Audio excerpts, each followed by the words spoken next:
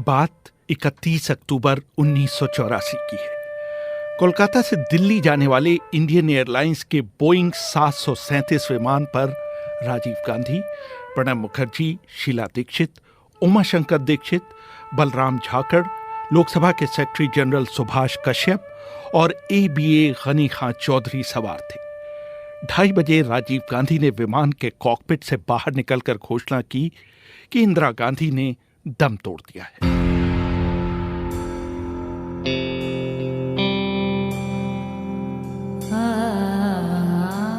आरंभिक सदमे के बाद थोड़ी देर के बाद इस बात पर चर्चा होने लगी कि इसके आगे क्या किया जाए।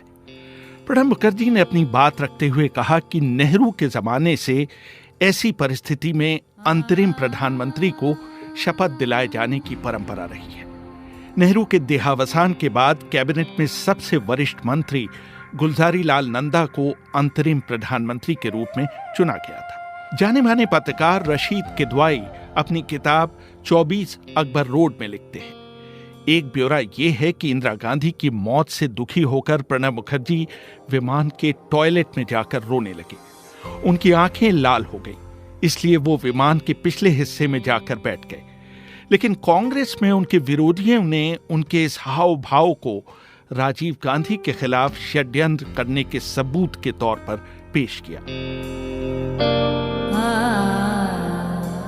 दूसरा ब्यौरा यह है कि जब राजीव गांधी ने प्रधानमंत्री के देहांत के बाद होने वाली प्रक्रिया के बारे में उनसे पूछा तो प्रणब ने वरिष्ठता पर कुछ ज्यादा ही जोर दिया, जिसका बाद में उनकी प्रधानमंत्री पद पर बैठने की इच्छा के तौर पर इस्तेमाल किया गया। हालांकि इंदिरा गांधी के प्रधान सचिव रहे PC अलेक्जेंडर ने अपनी आत्मकथा through the corridors of power and Insiders story में साफ साफ लिखा कि जैसे ही राजीव गांधी को प्रधानमंत्री पद की शपथ दिलाने की बात आई, प्रणब पहले व्यक्ति थे जिन्होंने उसका जोरदार समर्थन किया। लेकिन तब तक नुकसान हो चुका था। चुनाव जीतने के बाद जब राजीव गांधी ने अपना मंत्रिमंडल बनाया तो न तो उसमें और न ही कांग्रेस कार्य समिति में प्रणब मुखर्जी को कोई जगह दी गई। उन्हें 1986 में पार्टी से बाहर जाकर एक अलग पार्टी राष्ट्रीय समाजवादी कांग्रेस बनानी पड़ी। प्रणब मुखर्जी ने दूसरी बार प्रधानमंत्री बनने की बस तब मिस की जब सोनिया गांधी ने खुद प्रधानमंत्री का पद ठुकराने के बाद पार्टी में नंबर 2 प्रणब मुखर्जी के स्थान पर राज्यसभा में कांग्रेस के नेता मनमोहन सिंह को प्रधानमंत्री पद के लिए चुना। ये वही मनमोहन सिंह थे जिनका इंदिरा गांधी के शासनकाल में भारतीय रिजर्व बैंक के गवर्नर के पद का नियुक्ति पत्र प्रणब मुखर्जी ने वित्त मंत्री के तौर पर साइन किया था। प्रणब मुखर्जी ने एक जमाने में उनके अंडर काम करने वाले मनमोहन सिंह को प्रधानमंत्री बनाए जाने का कभी सार्वजनिक तौर पर विरोध नहीं किया। उन्हें अपनी कुछ कमजोरियों का एहसास था। मसलन एक जगह उन्होंने कहा कि उन्होंने अपने राजनीतिक करियर का बहुत बड़ा हिस्सा राज्यसभा में बिताया था। हिंदी बोलने में उन्हें दिक्कत होती थी और अपने गृह राज्य में वो कांग्रेस को कभी जितवा नहीं पाए थे। बाद में उन्होंने कुछ अपने नजदीकियों के साथ मजाक किया, प्रधानमंत्री तो आते जाते रहेंगे, लेकिन मैं हमेशा PM ही रहूंगा। PM का मतलब प्रणब मुखर्जी। प्रणब ने अपने लगभग 50 वर्षों के राजनीतिक जीवन में प्रधानमंत्री को छोड़कर हर महत्वपूर्ण पद पर काम किया। प्रणब के बौद्धिक स्तर और उनकी योग्यता को देखते हुए इंदिरा गांधी ने लिखित आदेश जारी करवा दिया था कि उनकी अनुपस्थिति में मंत्रिमंडल की बैठक की अध्यक्षता प्रणब मुखर्जी करेंगे। मशहूर पत्रकार सुनंदा के दत्ता रे कहते हैं, इसके पीछे शायद ये वजह थी कि प्रणब मुखर्जी का पहले से कोई राजनीतिक बेस नहीं था। उन्होंने अपना पहला लोकसभा चुनाव 2004 में जाकर जीता था और वो उनके लिए कभी राजनीतिक खतरा नहीं हो सकते थे और न ही उनके मन में ये बात कभी आई ही। लेकिन जिन लोगों को उनका ऊपर उठना रास नहीं आया और जिनमें खुद आत्मविश्वास की कमी थी, उन्होंने पहला मौका पाते ही मुखर्जी को दरकिनार करवाने में कोई कसर नहीं रख छोड़ी। हालांकि 2 साल बाद 1989 में उनका राजीव गांधी से पैचअप हो गया, लेकिन 1995 में जाकर नरसिम्हा राव ने उन्हें विदेश मंत्री के तौर पर साउथ ब्लॉक का इंचार्ज बनाया। लेकिन एक मामूली बंगाली कॉलेज में अर्थशास्त्र पढ़ाने वाले इस शख्स के लिए वित्तीय मामले हमेशा पहला प्यार रहा। यूरोमनी पत्रिका ने उन्हें दुनिया के बेहतरीन वित्त मंत्रियों में से एक माना। उन्होंने अंतर्राष्ट्रीय मुद्रा कोष से भारत के लिए सबसे बड़े ऋण के लिए बातचीत की, लेकिन उनको सबसे बड़ी शाबाशी तब मिली जब उन्होंने ऋण के 1/3 हिस्से का बिना इस्तेमाल करते हुए IMF को वापस लौटा दिया। प्रणब मुखर्जी के वित्तीय प्रबंधन की तारीफ रोनाल्ड रेगन के वित्त मंत्री रहे डोनाल्ड रेगन तक ने भी की थी। हमेशा खरी बात कहने वाले सिंगापुर के प्रधानमंत्री ली क्वान यू भी मुखर्जी से बहुत प्रभावित हुए, लेकिन उनके द्वारा की गई प्रशंसा प्रणब को सत्ता के गलियारों में रहने वाले दूसरे लोगों से दूर ले गई। हाँ, इंदिरा गांधी ने उनका साथ कभी नहीं छोड़ा। एक बार उनके 135 मिनट के बजट भाषण के बाद इंदिरा गांधी ने उनसे मजाक करते हुए कहा था, दुनिया के सबसे छोटे कद के वित्त मंत्री ने दुनिया का सबसे लंबा बजट भाषण दिया। प्रणब मुखर्जी का कद 5 फीट के आसपास था।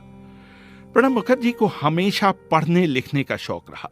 उनकी निजी लाइब्रेरी में आत्मकथाओं से लेकर दर्शन, इतिहास और अर्थशास्त्र पर सैकड़ों किताबें थी। एक बार की गई उनकी टिप्पणी, Asia minus India is like Hamlet without Denmark, से पता चलता है कि अंग्रेजी साहित्य पर भी उनकी पकड़ काफी मजबूत थी।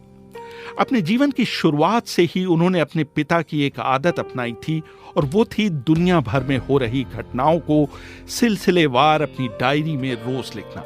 अमेरिका के राष्ट्रपति बराक ओबामा ने भी एक बार टाइम पत्रिका को बताया था कि उनको भी दुनिया भर की घटनाओं को अपनी डायरी में लिखने की आदत थी। यही वजह थी कि प्रणब मुखर्जी को हमेशा उनकी फोटोग्राफिक याददाश्त के लिए जाना गया।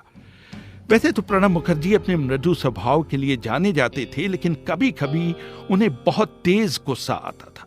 तब कांग्रेस के बड़े से बड़े नेता भी उनके सामने आने से बचते थे। उनके इस गुस्से का स्वाद एक बार मशहूर पत्रकार राजदीप सरदेसाई को चखना पड़ा था। राष्ट्रपति पद का कार्यकाल समाप्त होने के बाद सरदेसाई मुखर्जी का इंटरव्यू कर रहे थे। जब मुखर्जी उनके सवाल का जवाब दे रहे थे तो राजदीप ने उन्हें टोक दिया। यह सुनना था कि प्रणब मुखर्जी आग बबूला हो गए। उन्होंने सरदेसाई को रोक कर कहा, ये मत भूलिए कि आप भारत के पूर्व राष्ट्रपति से इंटरव्यू कर रहे हैं और इंटरव्यू करने का अनुरोध भी आपने ही किया है। अगर आपको उन्हें सुन पाने का धीरज नहीं है तो इस इंटरव्यू को यहीं समाप्त कर दीजिए। प्रणब मुखर्जी को नजदीक से जानने वाले पत्रकार जयंत घोषाल बताते हैं कि उनको पाइप जमा करने का बहुत शौक था। सालों पहले धूम्रपान छोड़ देने के बावजूद वो पाइप को हमेशा अपने मुंह से लगाए रखते थे। पाइप की टिप को अपने होठों के अंदर दबाकर उन्हें पाइप पीने का एहसास होता था, जबकि उसके अंदर जरा भी तंबाकू नहीं होती थी। उनको सबसे पहले कांग्रेस अध्यक्ष देवकांत बरुआ ने एक पाइप उपहार में दिया था। उनके पास विदेशी शासनाध्यक्षों और मंत्रियों द्वारा तोहफे में दिए गए करीब 500 पाइपों का संग्रह था। बाद में उन्होंने पाइपों के अपने संग्रह को राष्ट्रपति भवन के म्यूजियम को दे दिया था। अंग्रेजी भाषा पर उनकी पकड़, उनकी लेखन क्षमता, गजब की याददाश्त, राष्ट्रीय और अंतर्राष्ट्रीय मामलों की बारीक पकड़ और संसदीय कार्यप्रणाली पर महारत ने उन्हें मंत्रिमंडल और पार्टी के लिए अपरिहार्य सा बना दिया था। जब भी मंत्रिमंडल के सामने कोई जटिल या विवादपूर्ण मुद्दा आता, उसे सुलझाने के लिए हमेशा प्रणब मुखर्जी को बुलाया जाता। मंत्री रहते हुए भी कांग्रेस के विभिन्न प्रस्तावों को ड्राफ्ट करने के लिए प्रणब मुखर्जी को ही तलब किया जाता था। मनमोहन मंत्रिमंडल में वो शुरू से नंबर 2 थे और 50 से अधिक मंत्रिमंडलीय समितियों के प्रमुख थे। वर्ष 2012 में कांग्रेस पार्टी ने उन्हें राष्ट्रपति पद के लिए अपना उम्मीदवार बनाया। हालांकि राजनीतिक टीकाकारों का मानना था कि शुरू में इस पद के लिए सोनिया गांधी की पहली पसंद उपराष्ट्रपति हामिद अंसारी थे। प्रणब को इस पद के लिए न सोचे जाने के दो कारण थे। एक तो ये कि सरकार के नट और बोल्टों को कसने की जिम्मेदारी अभी भी प्रणब के पास थी, और दूसरे, सोनिया गांधी को उनकी वफादारी पर अब भी विश्वास नहीं था। जून 2012 को सोनिया गांधी ने प्रणब मुखर्जी को मिलने के लिए बुलाया। प्रणब मुखर्जी ने अपनी आत्मकथा द कोएलिशन ईयर्स में लिखा, सोनिया ने मुझसे कहा कि आप इस पद के लिए सबसे योग्य व्यक्ति हैं, लेकिन आपको ये भी नहीं भूलना चाहिए कि सरकार चलाने में भी आपकी महत्वपूर्ण भूमिका है। क्या आप अपना कोई विकल्प सुझा सकते हैं? पता नहीं मुझे क्यों ऐसा लगा कि वो शायद मनमोहन सिंह को राष्ट्रपति और मुझे प्रधानमंत्री बनाने के बारे में सोच रही हैं। अगले दिन ममता बनर्जी उनसे मिली और उन्होंने शाम को ऐलान कर दिया कि उनके राष्ट्रपति पद के उम्मीदवार क्रम से कलाम, मनमोहन सिंह और सोमनाथ चैटर्जी हैं। इस ऐलान के बाद ही सोनिया ने मुझे राष्ट्रपति बनाने का मन बनाया। अगले दिन कांग्रेस कोर कमेटी की बैठक के बाद मनमोहन सिंह ने मुझे सूचित किया कि पार्टी ने मुझे राष्ट्रपति पद के लिए अपना उम्मीदवार बनाया है। उनके राष्ट्रपति के कार्यकाल में सरकार और विपक्ष दोनों कभी उनसे खुश दिखे तो कभी नाराज। सत्ता पक्ष से उन्होंने कई अध्यादेश जारी करने की प्रवृत्ति पर अपनी नाखुशी तो जाहिर की, लेकिन कभी उन्हें लौटाया नहीं।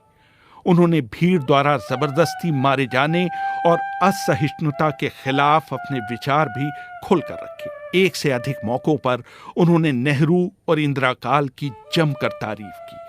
वहीं उत्तराखंड और अरुणाचल प्रदेश में राष्ट्रपति शासन लगाने के विपक्ष के विरोध को उन्होंने बहुत अधिक तवज्जो नहीं दी। उन्होंने नोटबंदी का समर्थन किया और संसद की कार्रवाई अवरुद्ध करने की विपक्ष की रणनीति को बढ़ावा नहीं दिया। उन्होंने अजमल कसाब, अफजल गुरु और याकूब मेमन समेत 30 दया याचिकाओं को खारिज किया। उन्होंने राज्य सरकारों के 2 बिलों, गुजरात के आतंकवाद विरोधी बिल और दिल्ली सरकार के लाभ के पद बिल को मंजूरी नहीं दी। अपने पूरे कार्यकाल के दौरान वो किसी विवाद में नहीं पड़े और सत्ता पक्ष और विपक्ष दोनों का सम्मान पाने में सफल रहे। उन्होंने राष्ट्रपति भवन को जनता के लिए खोला और कई लोगों को वहां रहने के लिए आमंत्रित किया। वो कॉपी बुक राष्ट्रपति थे। वो न तो रबर स्टैंप राष्ट्रपति बने और न ही कलाम की तरह जनता के राष्ट्रपति। प्रधानमंत्री नरेंद्र मोदी ने उनका हाथ थामे रहने और उनका मार्गदर्शन के लिए सार्वजनिक रूप से उनकी तारीफ की और 2017 में उन्हें भारत रत्न से सम्मानित किया। जून 2018 में वो राष्ट्रीय स्वयंसेवक संघ के बुलावे पर उसके मुख्यालय नागपुर गए, जहां बीजेपी के हलकों में उनकी तारीफ हुई, वहीं कांग्रेस को उनका ये कदम नागवार गुजरा। उन्होंने आरएसएस के संस्थापक केशव हेडगेवार की तारीफ की, लेकिन साथ ही नागपुर में आरएसएस के मंच से कहा कि देश की राजनीति में नफरत और असहनशीलता के लिए कोई जगह नहीं है। रेहान फजल, BBC, दिल्ली।